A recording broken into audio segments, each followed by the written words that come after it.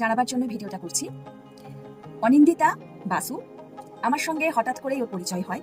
কিভাবে যে পরিচয় হয়েছে সেটা কি ইউনিভার্স চেয়েছিল যে আমি যে বিপদের মধ্যে আছি সেই বিপদ থেকে আমাকে উদ্ধার করানোর জন্যই হয়তো ইউনিভার্স আমাকে অনিন্দিতা বাসুর সঙ্গে পরিচয় করিয়ে দেয়। প্রথম ওর লাইভ দেখি, তো লাইভে আমি একটা কোয়েশ্চেন করি, তো আমি বুঝতে পারি যে অনিন্দিতার প্রেডিকশন ভীষণভাবে সঠিক। তারপর আমি ওর সঙ্গে যোগাযোগ করি। প্রথম যে আমার প্রবলেমটা ছিল সেই প্রবলেমের জন্য আমাকে ও এই ব্রেসলেটটা দেয়, ব্ল্যাক অবসিডিয়ান। তো এটা পরার পর আমি কিছুদিন বেশ ভালো ফিল করছিলাম।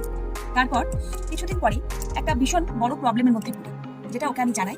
ও তখন আমাকে বলে যে তুমি একটা স্পেল করো। তো স্পেলটা আমি করি। ও যেভাবে আমাকে স্পেলটা করতে বলেছিল আমি ঠিক সেইভাবেই স্পেলটা করেছি। প্রত্যেক সপ্তাহে আমাকে স্পেলটা করতে হতো।